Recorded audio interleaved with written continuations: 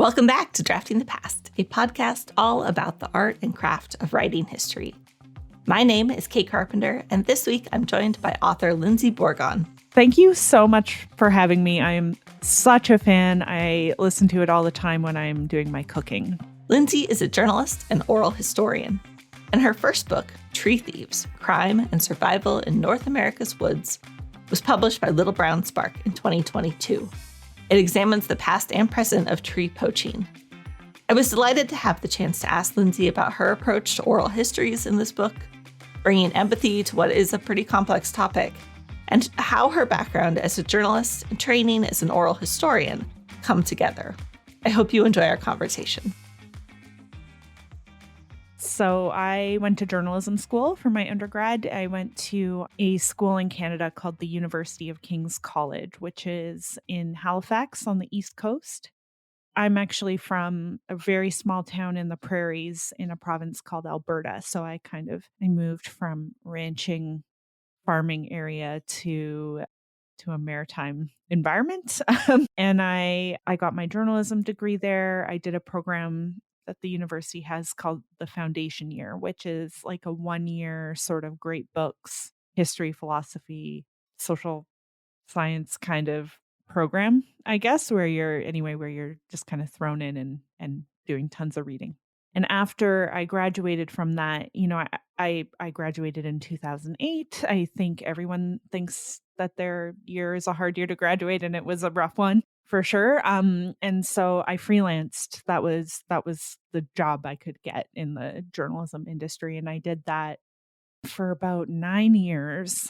And during that time, I kind of started getting into writing about the environment. And then when I got a residency, I went to the Banff Center, which is a Canadian sort of arts incubator retreat type place where you might go, sort of a MacDowell colony or something. And when I was there, and I was writing about tree poaching there actually, and I was talking about what I was interested in, and somebody said to me, "Sounds like you really like environmental history." And no one had ever put it to me that way before. And I was like, "Oh, yeah, no, that's exactly what I like." Like I liked writing stories about why things were the way they were in the environment and in our land management in particular, and why people felt the way they felt around environmental decisions and conservation decisions. And so once I had that in my mind,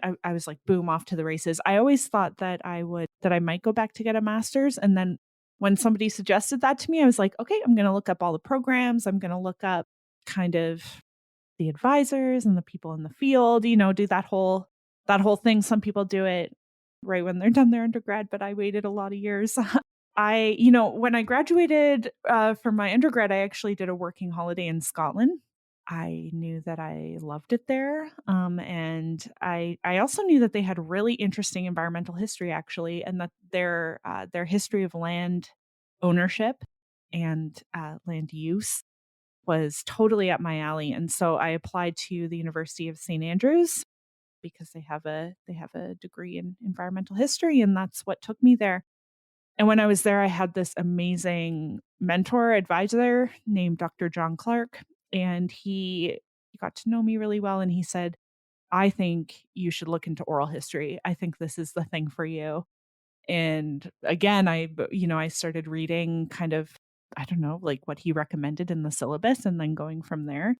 And my mind just like exploded, feeling really excited about being able to still interview people, but working with historical resources and kind of writing perhaps not news stories with those interviews, but applying them, I guess, to kind of the past. So yeah, that's my trajectory. I came back to Canada. I started working as an oral historian on a land use study, and I had been working on my book proposal that whole time. And in 2019, my agent and I sent it out, and it kind of went to auction and turned into a book deal. And so off I went running and writing about tree poaching and the history of tree poaching and why people might do it now and how they see their region's past as sort of justifying it, I suppose, or not justifying it. Well, I want to get into a lot more of that. But first, I want to ask you all of my nosy questions about how you work as a writer. First, I'll just start by asking when and where you do your writing. I do it in this office that I'm sitting in right now. I It's interesting, in a way, I guess. The best work I think I've ever done was I mean, I wrote this book, which is wonderful and very, was challenging. But, when I was working on my dissertation, I was, like, fully in, and I felt at that time, "Oh, I'm doing the best work," and I had access to a university library, and I had access to that system, and I just wanna say I miss it, like, every day. It's so Anyway, I really miss that. I wrote the book and all my writing now in my home office, and I live in a town called Clearwater in British Columbia. It's a small rural town about 4 hours east of Vancouver, so really in the middle of the province, and I have less of a sort of distance between my work and my home because I work from home now. And in many ways, that is amazing. And in other ways, every day I think, I just wish I could go to the library. So, I rely a lot on interlibrary loans and stuff now. It's a different way of working. Do you have a specific time of day that you write? Do you write all day? No, I wish I could. I've noticed that recently my desire to write, my sort of muscle memory in a way to write comes in the later afternoon. I don't know if that's something I've kind of trained myself to do, getting up, having my coffee, doing my emails. I will be very upfront and say I'm a writer with a day job. So I work from home and I work my team, my coworkers are located in the East. So I actually work 7 till 2:33, and that gives me, you know, 3 hours at the end of the day normally that I can sit down and do the writing that I do at the end of the day. So that's when I do that. Is your day job related to writing or is it something totally different? It's totally different. It's policy work in the government, and I do a lot of writing, but it's papers, memorandum, that kind of thing. So it's not narrative. I really like it for that reason. I do a lot of reading in my day job, which is great. I love doing that. And so, but I don't interview people for it. I just am working within my team. When you're working on a piece, what's your research process look like? Depends on if I had the idea or if it was assigned to me. I use Scrivener, which I presume you might know what that is, but I find that very useful to put all my PDFs essentially in, and so that I can kind of compare side to side. My work these days tends to be a bit more focused on things that I know about, which is a bit different actually than when I was freelancing and I'd get assignments from all over and I'd have to like suddenly learn about personal finance or something that I didn't know about.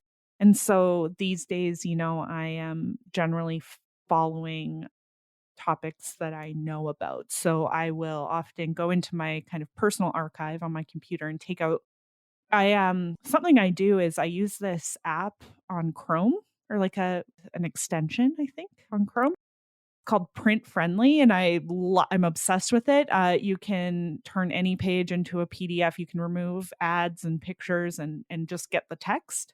So often what I do is I'll just have a ton of PDFs that I've made of newspaper articles and other PDFs that I may have downloaded from JSTOR or you know, uh, whichever way I can access things.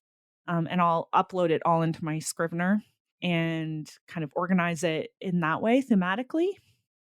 And then I'll just make sure I have that open and open it up and start sort of going from there. Often I usually start with any quotes I have and then I'll work around that.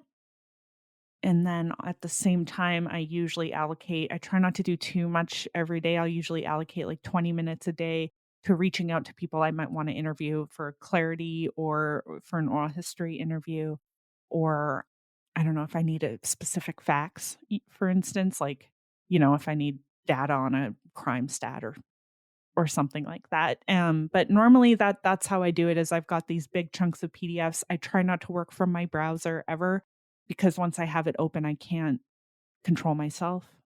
Like that feels kind of embarrassing to say, but like that's why that PDF app, PDF friendly or print friendly, is amazing because I can export, stories and whatever sources I'm using and put them right into the processor essentially. Yeah, and then I'll just start writing from there. I overwrite intensely and then edit down. That's my process. I think I always have told people that writing is more sculpture than painting. So I just make a big document that's repetitive and not good and take away over and over. And then try to remember to footnote because I don't I'm not as good as this as I should be. Every article I'm like, this time I'm going to be perfect. I'm going to footnote everything. And then I'm not. And I'm like Googling around trying to find where I got some stat from or some anecdote or historical thing that I'm adding. And anyway, can take hours out of your life. What does revision look like on the scale of a book project for you? It's so I was learning as I went. I mean, this was my first book, and I think I didn't realize actually how much control an author has in a book, which is kind of amazing in a lot of ways. But I went into it, I think, thinking that I would be receiving more intense edits than I did. I've definitely been edited more intensely for a magazine article, but I don't always think they end up any better, if that makes sense. But like, so I submitted, a draft of a third of the book. It came back with lots of kind of structural notes. So I restructured, submitted again, restructure over and over and over again, basically. And then relying on my agent to provide feedback in a way that the editors who are working on other books, it's not that they couldn't, but like, they've got huge kind of calendars going on with releasing and editing and assigning and all of this at the same time. So it was very up in the air. Not up in the air. It was very kind of self-driven. I used Post-it notes on my wall, like color-coded Post-it notes to kind of say, okay, this is present day. This is I thought of them in terms of sources. So like this is history. This is present. This is a legal document because I was dealing with a lot of legal stuff, and I almost had to switch my brain into a new mode when I was working with those sources because it's different. You've been granted them under different circumstances. You're looking at them in a different way than you might look at a newspaper article from 1945, for instance, or what have you, right? So, or even a legal report from that time. So that's how that happened. And then I just moved those Post-it notes around over and over and over again and tried to remind myself what I was writing because it's very easy to get bogged down and write many, many pages about the history of logging, for instance, that eventually got removed because I had to remember that this wasn't a book about the history of old growth logging, actually. It was a book about poaching. So I think I learned a lot. If I ever get to write another book, I have another, I think I would approach some things in other ways, I think. But yeah, drafting. And in re-listening to interviews over and over again when you work with oral history, I think that can help. I don't use any transcription service. A lot of people do, but I think it's really important for me to hear back the interview and transcribe it myself so that I can, when I'm doing the transcription, I'm often highlighting things, color coding them, setting things apart that I know I'm going to come back to and link through. So your original training is as a journalist and then as a historian, a trajectory I can totally relate to. But I'm curious, so as both a journalist and a historian, a lot of your work and this book especially use both history and journalism very much sort of entangled, I guess I would say. How do you think about sort of historical subjects in that context?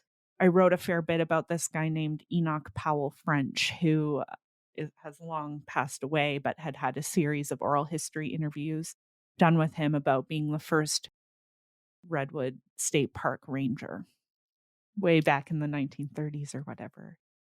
And a lot of his experiences looked, in my mind, similar to what perhaps a ranger today may have experienced. A lot of them were completely out to lunch, very different, because it was like literally the Wild West or whatever.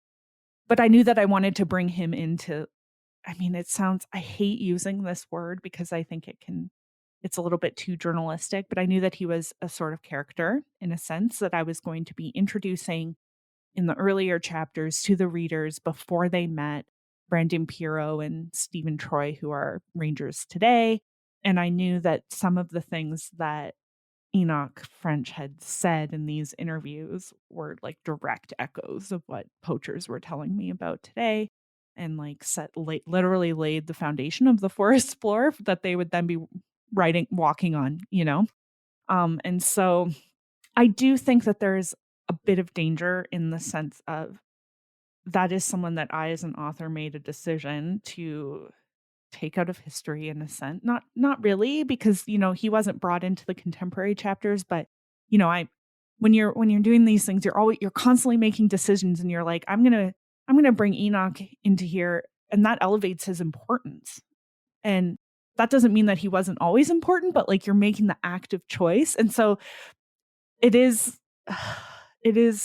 you could second guess yourself until the cows come home, basically, which I've done. There's a character from the 80s that I mentioned in the book, character again. Anyway, there's a fella in the 80s who I think I could have placed way more emphasis on him, the owner of the hedge fund that ended up completely, honestly, decimating the old growth and remaining old growth in the redwoods. And it was also a choice to not focus so much on that kind of immediate pre-Timber Wars history. I was focusing more on the earlier days. So you were asking me how I bring the subjects like kind of together. That's a tool that's a way that I do it. I think my desire to do it comes from just kind of a deep human wish to understand why things are the way they are, and sort of maybe my own personal experiences hearing people talk, even growing up or like spending time with people in different circumstances, and knowing that a lot of times people's opinions are coming from like what their grandparents told them about something that happened in the 40s, and that's why they are thinking one thing or another, and I wanted to make that more clear in the writing that I did, that policy and political sort of leaning and actions are often really, really rooted in parental and grandparental, I guess, experiences. So I don't know if that answers your question, but that's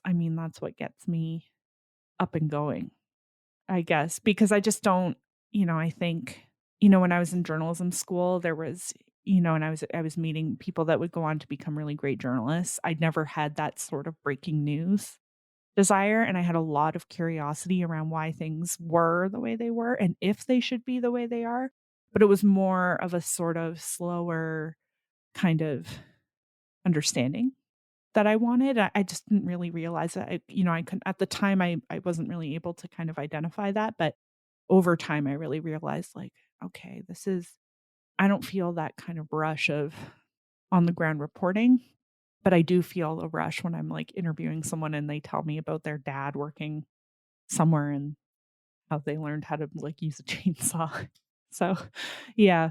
I want to ask a little bit about sort of the approach to history on a more practical level too, especially in part one of this book. You summarize a lot of really complicated history in a wonderful way. But it was to the point that every once in a while, when I'm reading it, I'm like, oh, that single sentence is like this whole other book. And you reference many of those historians. How do you do that? How do you communicate it so smoothly when you must have done a ton of research? Yeah, thanks. No, I wish I didn't, in a sense. Like, when you're saying this could be another book, I'm like, yeah, it totally could be, like, I hope I get to write it. I think, if I can be very blunt, like, I know that I write for a general audience. I know that that's where the industry is at the moment. And so if I thought I could sell like 80,000 words on one forest court in the UK, yeah, I would do it. you know, but I also knew that, okay, I'm going to have to ingest a lot. If I want to set this as important, which I believed that it was, if I want to say that, like, really this all starts with like enclosure and like these big, huge topics, I'm going to have to, I'm just going to have to eat all of that and ingest it and try and make it clear. So I thank you. Thank you for thinking that that was successful, because sometimes I don't know. But that's what journalism training will do. I felt that I wanted to cite as heavily, it's not academic citations, but I wanted to include in the notes and in the bibliography as much as I could that other people had done like extensive work that I was relying on. But yeah, it's not, I mean, it's on a practical level, it's reading a ton, taking as many clear notes as you can, putting it all into one Word document and trying to link it, stitch it all together, and then footnote like crazy so that you know where you got it from when it comes time to fact check, and try to think of it in a sort of from the reader's perspective, you know, and thinking in terms of how is this going to be clear and interesting to them as well as to me. Aside from your agent, do you have early readers that you look to get that kind of feedback? Yep, I do. I have I have friends. Actually, when we were talking before about the drafting and everything, definitely next time I would do that more. I think I was I I don't know if I was feeling shy or nervous or whatever, but I did not rely enough, I think, on an external network, and next time I'd be sharing it all over. For sure, just because I mean, I have obviously trusted friends that gave me great feedback, and they also had different sort of inroads to the book, which was helpful, like some people that are nature writers and some people that write about science, and a good friend of mine who's like really into history and also is a historian. So I had that, but I think next time I would rely on it more, for sure, just because it's great to hear everyone's feedback. To take a closer look at how she researches and assembles such a complicated narrative, I asked Lyndsie to talk me through an excerpt of her first book. Here's Lyndsie Bourgon reading from Tree Thieves. During the boom, the tiny town of Oric, California, welcomed loggers and their families to the surrounding hills, watching its population eventually swell to 2,000 and its number of sawmills to 4. School classes expanded commensurately, and more teachers were hired. Some of the logging firms paid so much tax that the community could operate solely off their success. It was a community in flux. The highway was lined by neat rows of motels, which some remember being frequented by a continuous stream of logging rigs. All Oric needs is time, one resident told a reporter at the time. The riverbed was home to a makeshift encampment, where entire families lived in tents. Some of our people are living in hollow trees and under old boards now, but every town goes through that in its boom days. Come back in a couple of years. The influx brought a man named John Guffey to town. When Guffey started logging, taught alongside his brothers by his father, he was told that if he learned how to be a good logger, he'd never be out of a job. He had grown up in western North Carolina with 9 siblings, and logging was so much a part of his life that he figures he learned it by osmosis. That's where you get your ideals from, he explains. It's a life experience. This excerpt has sort of a range of information and types of research. You have everything from historical sources to, it looks like maybe legal and property sources, to descriptions, to interviews. What kind of research goes on to just this small section? I think that the crux of that, of those that paragraph or a couple of sentences, first would have come from me doing an interview with a fellow named Jim Haygood in his old hardware store in Oregon. And we talked for many hours, but, he would have said to me at some point, because I remember it, there used to be sawmills everywhere and there were 2,000 people here. And so then when I take notes, I'm kind of writing down those types of sort of civil statistics that I know I'm going to want to go look up. So I know that that's something I need to confirm. The way that I got to John Guffey was backwards through his son. So again, by chatting with Jim Haygood, I had been introduced in theory to a man named Chris Guffey, and Chris would become part of this kind of core group of poachers that were the central element of the book. And I had done a lot of historical reading that, had really suggested to me that poaching was often a kind of folk crime, that it was done often by men within families. And so I asked Chris when I finally got a hold of him, what did your dad do? Oh, well, he was a logger. Well, I wasn't very surprised by that at all. And, I asked, do you think he would talk to me? Yeah, of course. Here's his phone number. And so that's reporting. Really, the types of interviews I was doing were oral history life interviews. So even though my motivation was to talk to the outlaws about poaching, that was often much later in the interview that we got to that point. We were often talking about, life history, family, genealogical stuff. And so that's where the quotes from John came from. I'm just going to look here. The teachers, well, there's the quote, all Oric needs is time, and the people living in hollow trees and encampments. That's from a newspaper story. I accessed that through the Humboldt Historical Society, which is a community archive that I just loved, and they were just so welcoming to me. And also, it was and is a community archive. So when you go into the archive room and there are filing cabinets, and it was organized alphabetically, and they would say, we have files for Oric, so you're going to go to O and file through and take out, and they keep every newspaper article that had Oric in it from whatever year. So that's where that came from. And I was taking notes just in the archive there. I wasn't able to digitize anything. So I would show up for like 3 days in a row and open up my word processor. And I presume you and your audience will know what that's like, where you're just like, okay, every citation, data you need, you're taking down and making sure you know where it came from. So I knew that I wanted to paint a picture of this town at the time of boom. And so those were the sources that I was using. But when it came to collecting, I was just taking everything I could. Partly because I don't live in Humboldt, and I knew that I'm going to want to go home and write like crazy, and I can't come back to the historical society very easily. This was before COVID. So even then I knew I wouldn't be there all the time, right? So then I'd put it into my Scrivener, as I do, and just start pumping all that data essentially out, all those sources into the body of the book, and try to kind of mold them into a feeling and a kind of narrative around this place that I knew was important. It all often comes from interviews.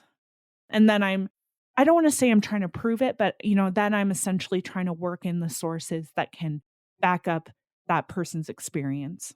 Because I always want to work from, that's what motivates me, is the different, the sort of different perspective, the voices that I'm hearing and the people I'm talking to, and like the beauty that they're telling me about. And I want to write about that and make it good and make it compelling, and not just transcribing what they are telling me, which is also fine to do actually. But so that I'm starting with them and not with the vital statistics or the sort of municipal data itself. You touched on this briefly, and it occurs to me that some of the people listening to this probably have some experience or knowledge of oral histories, and some may have some experience of interviewing for reporting. How do you see the difference between those? It's a good question, and there are a few differences to how I approach it. So, before I really started to learn about oral history and I was doing just journalistic interviews all the time, I'd call someone up and I'd say, I'm calling from this publication and I'm writing about this. Do you want to talk to me? And now I tend to go in with the wording worked out quite a bit more. And I'll say, do you have time to talk to me? This is what I'm gonna wanna ask you about. Make sure that they're kind of fully briefed in a way that in journalism, you maybe wouldn't go through every I don't go through every question because that's kind of impossible, but you really wanna give a an umbrella under which you're working to them. So you can say, "Listen," in this instance, when I was going to interview John Guffey, for instance, I introduced myself to him. I said, "Your son, Chris, gave me your name and your phone number. I've been doing interviews in Oric. I'm writing a book that's about the history and sort of contemporary cases of timber poaching, but I actually have been doing a lot of interviews around what it was like to live and work and grow up in Oric.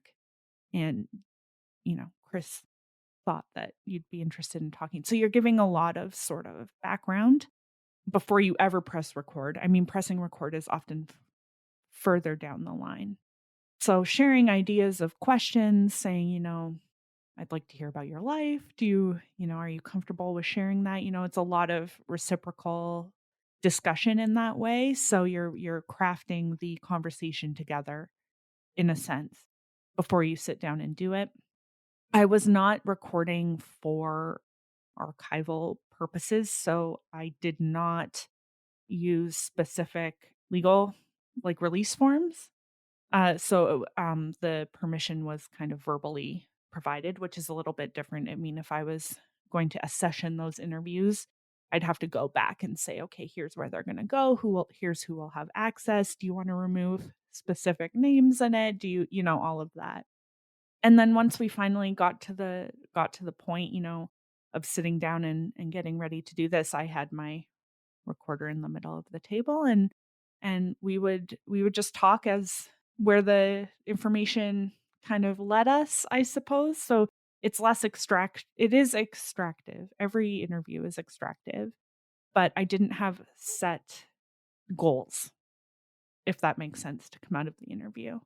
Often the outlaws, as they were known, the poachers, they knew that eventually I mean, it was kind of hard there, but, I was never approaching them saying, "Tell me about the night that you committed this crime." We only got there if they got there themselves, which often happened. And then when you're in the interview itself, you're letting the subject guide it, often taking breaks. If someone indicates that they feel uncomfortable, stopping the recorder and saying, "Is this actually something you want to talk about?" "Yes." "Okay, do you want a glass of water?" It's very human in that way. And then, yeah, so that to me, the interview process is different. I mean, I think to some folk in journalism in particular, they might disagree with that characteristic, but it feels different. It doesn't feel like gathering quotes that you know where you're gonna slot them in. It feels a little bit more fluid and less sort of puzzle fitting. The main difference for me is the amount of time it takes, the fact that, you're focusing often on life histories in a sense where, often if you're writing for a magazine, you just don't have time to talk to someone about their great-grandparents migrating to a region from somewhere else. But in my opinion, like, these interviews, obviously I love doing them, but, one of the benefits is that when you find yourself inching toward the kind of contemporary in the current day, because you understand a fair bit more of how somebody got to where they got, it's a more honest conversation. Everyone is presenting in the way that they wanna present, but at the same time, you have a bit more context into why that might be. And it's less combative. I would say that, there are a few instances in the book where I make this clear that somebody told me something that I I knew was not the case, and I wouldn't be holding them to account on the spot. Like there, I used the writing to do that rather than the interview itself.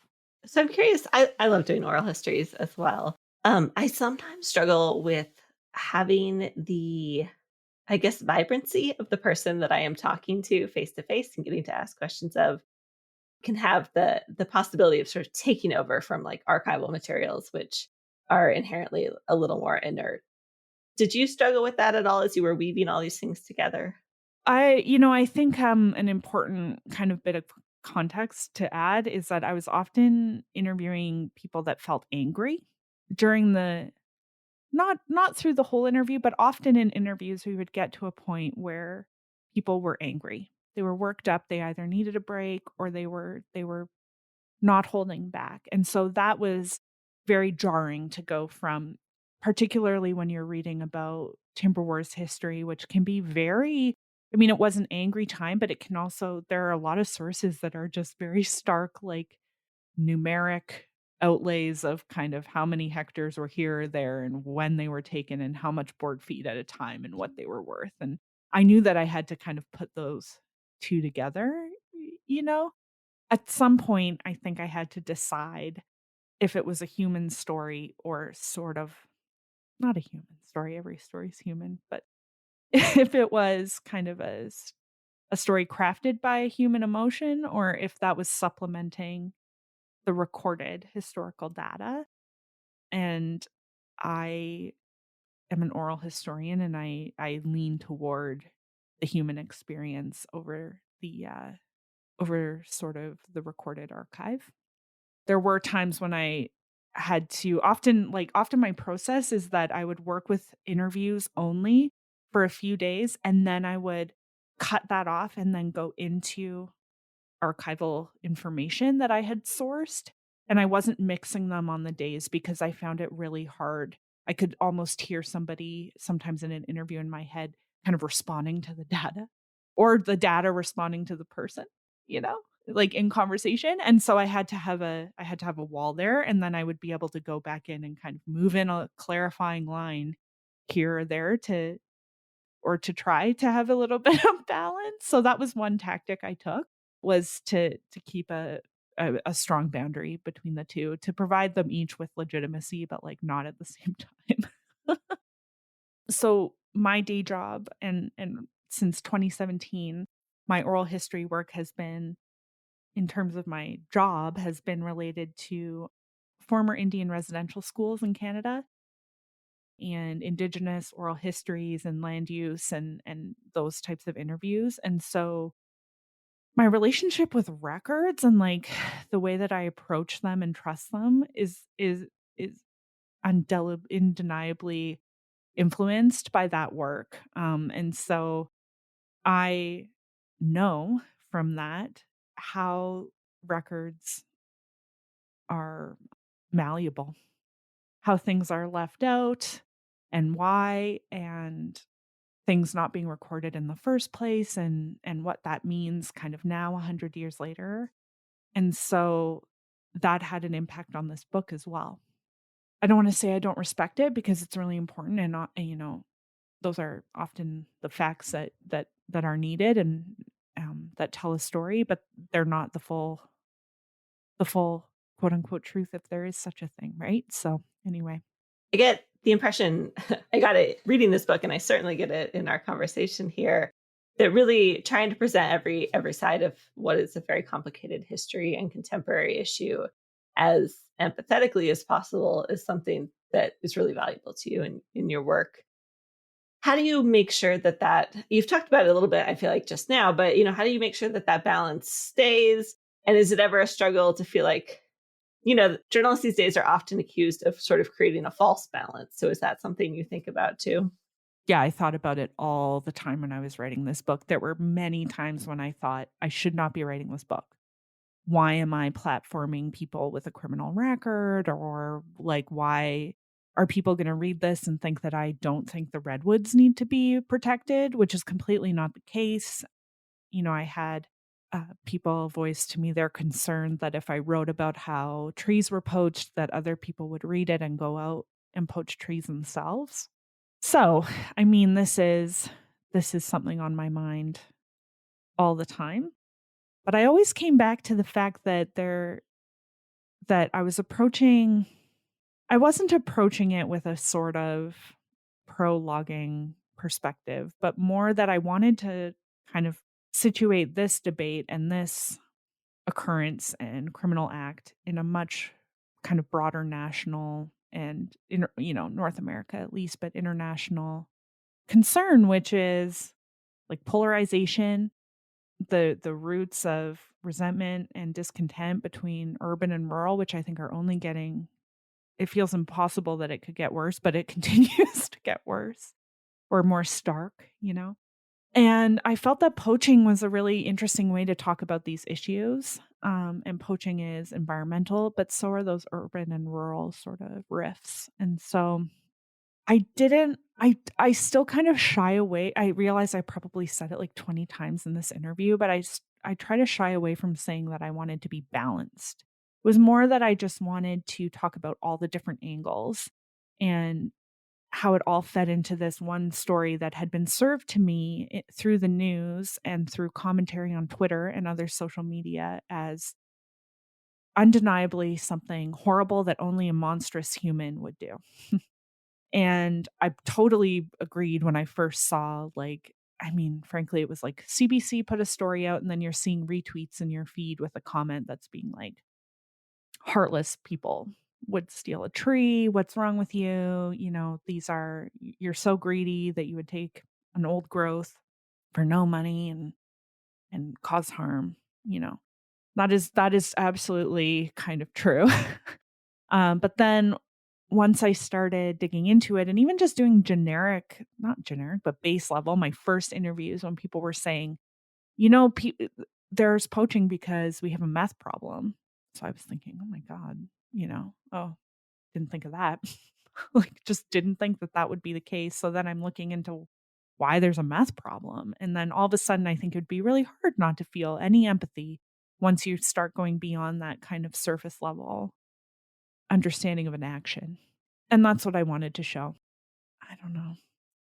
I still kind of, I don't struggle with it, but I understand that point of view. I understand the sort of argument that some things don't deserve balance, I guess, or not balance. Some things don't have one side or another, but this has more sides, in my opinion. No, There's absolutely. yeah, there's You don't also have to shy away from your answer. yeah, well, I don't know,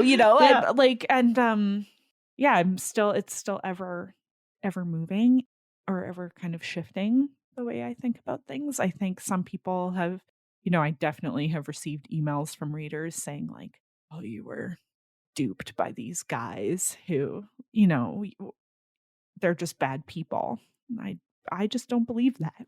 I wanted to write about from even, okay, if they are, how does that happen? How do you grow up also in one of the most beautiful places in the whole world and become committed to destroying it? I think that's a big question. And I think that that applies to all sorts of resources. And that was something that drew me to this as well, is thinking about like we're continuing to struggle with shifting natural resource extraction and adopting greener technologies or whatever phrase you want to use.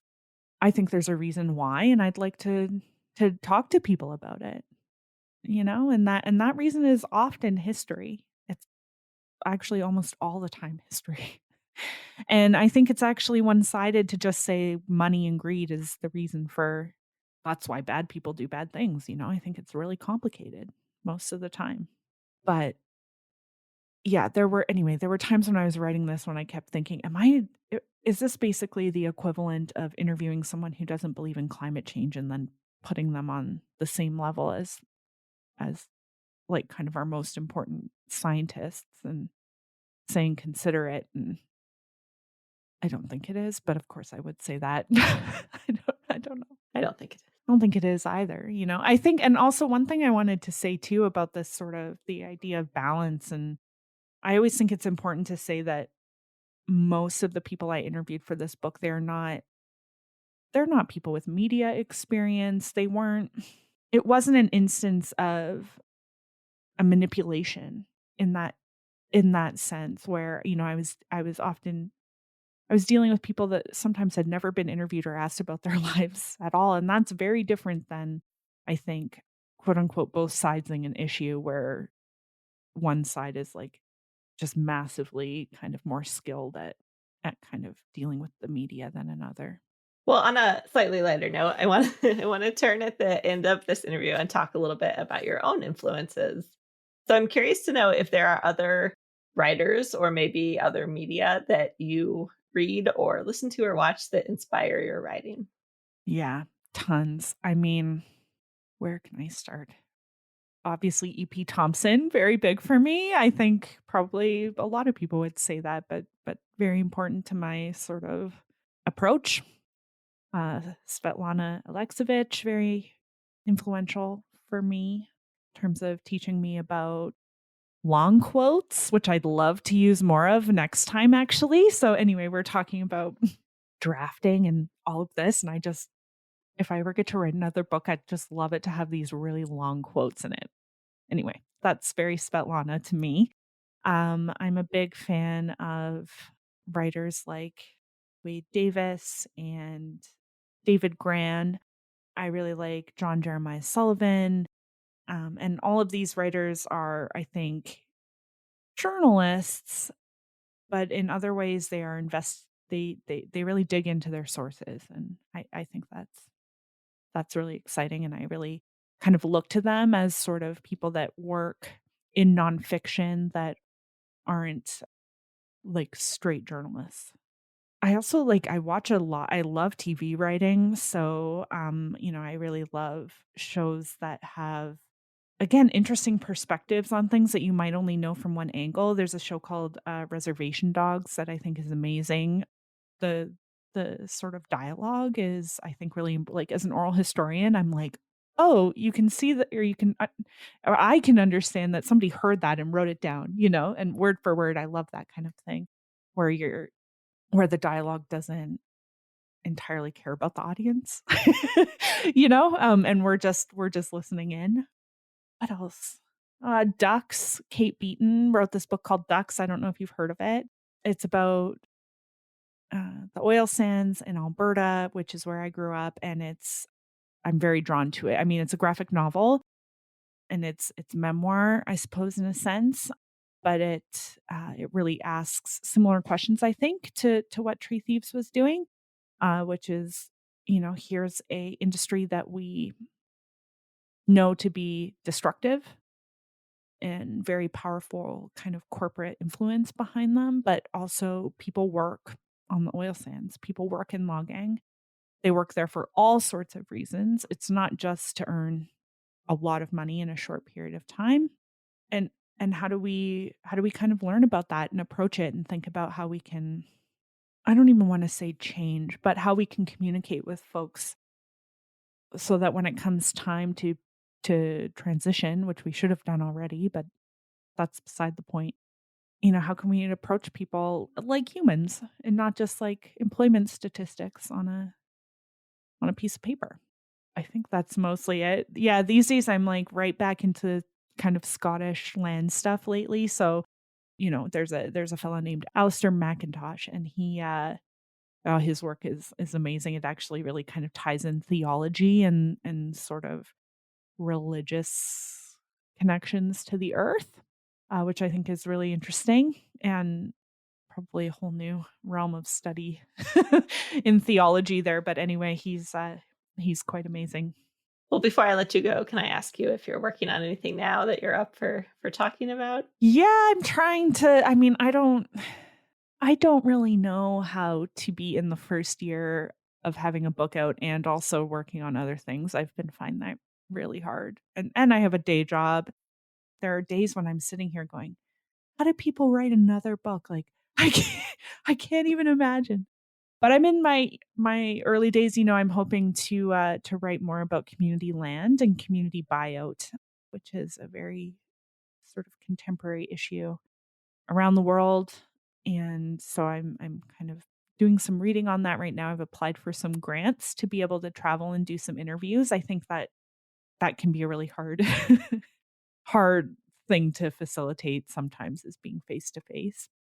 So that's where I'm at. I'm trying to write more about land ownership and buying communities that buy back land from concentrated ownership. I think is really interesting, or take it back in some cases, and sort of the motivations behind it, and difficulties as well at the same time, and what it looks like when land is perhaps owned in a cooperative way.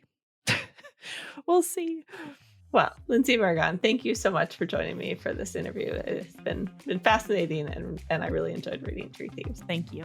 Thanks again to Lyndsie Bourgon for joining me for this conversation on Drafting the Past, and thanks to you for listening.